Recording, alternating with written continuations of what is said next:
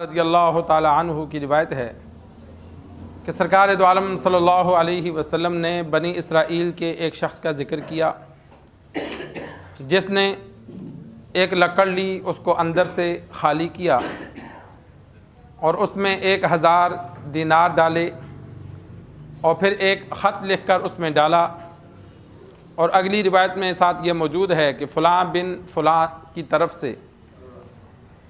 اس سے پہلے روایت میں موجود ہے سرکار دو عالم صلی اللہ علیہ وسلم کا خط مبارک جو ہرقل کے نام لکھا۔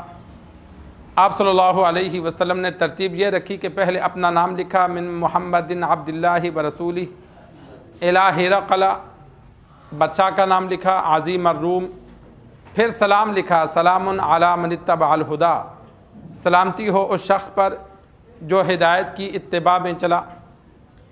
تو امام بخاری رحمہ اللہ نے خطوط کے بارے میں لکھا کہ انسان خط و کتابت کرے تو اس میں بھی سلام لکھنا سنت ہے۔ سرکار دو عالم صلی اللہ علیہ وسلم کے جو خطوط مبارک ہیں مسلمانوں کے ہیں تو ان میں پورا سلام لکھا گیا، کفار کو ہیں تو ان میں یہ آیت لکھی گئی والسلام علی من اتبع الہدی، کہ سلامتی اللہ تبارک و تعالی کی جانب سے اس شخص پر ہے جو ہدایت کی اتباع میں چلے، جو ہدایت پر چلے۔ کفار کو جیسا کہ پہلے ذکر ہو چکا ہے کہ سلام نہیں کیا جائے گا، اگر وہ سلام کریں تو صرف وعلیکم کہا جائے گا، اور خود پہل کرنی ہے تو پھر انسان یہ کہے کہ جو اللہ کی مان کے چلتا ہے اس پر سلامتی ہو، یا نیک لوگوں پر سلامتی ہو، ہدایت یافتہ لوگوں پر سلامتی ہو، یا قرآن مجید کی یہ آیت ہے والسلام علی من اتبع الہدی۔ آپ صلی اللہ علیہ وسلم کفار کو یہ کہتے تھے۔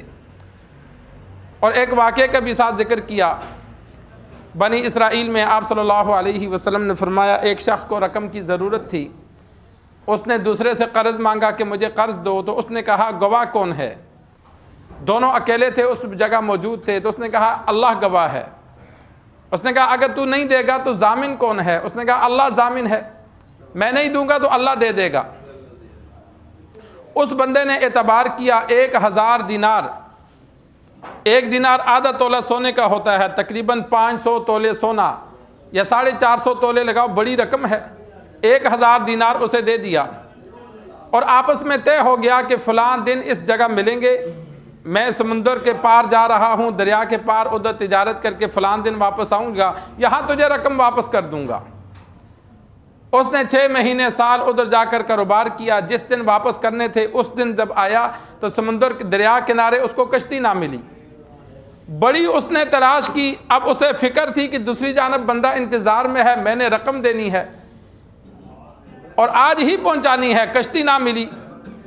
تو اس نے کیا کیا کہ ایک لکڑ لی، اس کو اندر سے خالی کیا، اس میں سوراخ بنایا اور چمڑے پر خط لکھا، خط لکھ کر 1000 دینار اس لکڑی میں ڈالے اور وہ خط بھی ڈالا، ڈال کر لکڑ کو بند کر دیا، بند کر کے تو دریا میں پھینک دی کہ یا اللہ میں نے تجھے ضامن اور گواہ بنایا تھا، یہ رقم میں نے اس کو دینی ہے، تو ہی پہنچا دے۔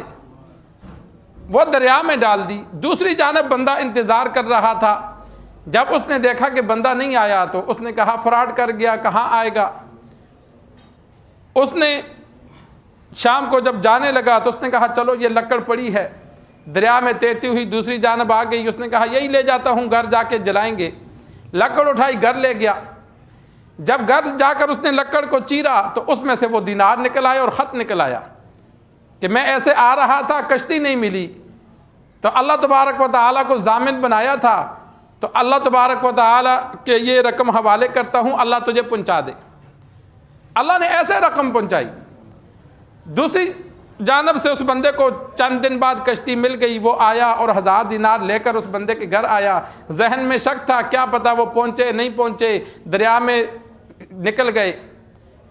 اس بندے کے گھر آیا، آ کر تلاش کر کے اسے ملا اور معذرت کی کہ میں آیا تھا، کشتی نہیں ملی تھی، یہ آپ کی رقم ہے، آپ سے قرض لیا تھا۔ اس نے کہا جس کو تو نے ضامن بنایا تھا اس ذات نے وہ رقم مجھے پہنچا دی تھی، کہ جس کو اللہ کو ضامن بنایا تھا تو اللہ تبارک و تعالی نے پہنچا دی۔ یہ ان کی کرامت تھی۔ انبیاء کا معجزہ ہوتا ہے، ہم پانی میں قلم ڈالتے ہیں تو قلم نیچے کو جاتی ہے۔ جب زکریا علیہ السلام کی دیگر بیت المقدس کے متولیوں کے ساتھ قرعہ اندازی ہونے لگی کہ مریم کو کون سنبھالے گا، تو پھر یہ طے ہوا کہ جس کی قلم پانی کے بہاؤ کے ساتھ نہیں چلے گی بلکہ الٹی چلے گی تو مریم اسے دیں گے۔ اور یہ ہماری سمجھ سے بالا تر ہے، ہم اگر جتنے مرضی نیک ہو جائیں لیکن ہم قلم ڈالیں گے تو پانی آگے کو لے کے جائے گا۔ لیکن زکریا علیہ السلام اللہ کے نبی تھے، دیگر بیت المقدس کے متولی تھے، انہوں نے یہ شرط لگا دی کہ اپنی قلمیں جن سے تورات لکھتے تھے ان کو پانی میں ڈالتے ہیں، جس کی قلم پیچھے کو واپس جائے گی، پانی کے ساتھ نہیں بہے گی تو مریم اسے دیں گے۔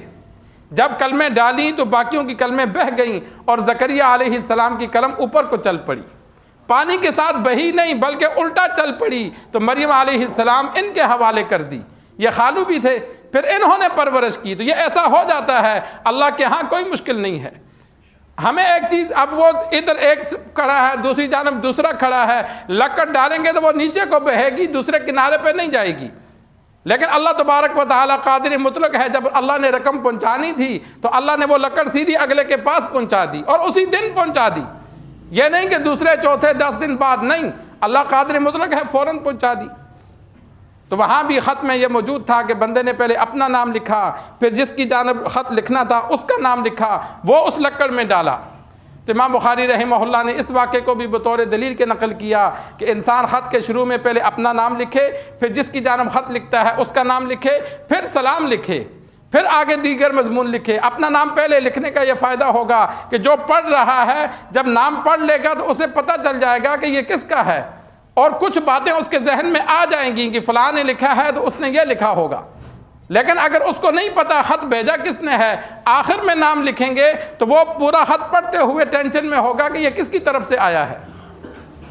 تو یہ سرکار دو عالم صلی اللہ علیہ وسلم کے حوالے سے 2 روایتیں تھیں جو ابو ہریرہ رضی اللہ تعالی عنہ کی ہیں۔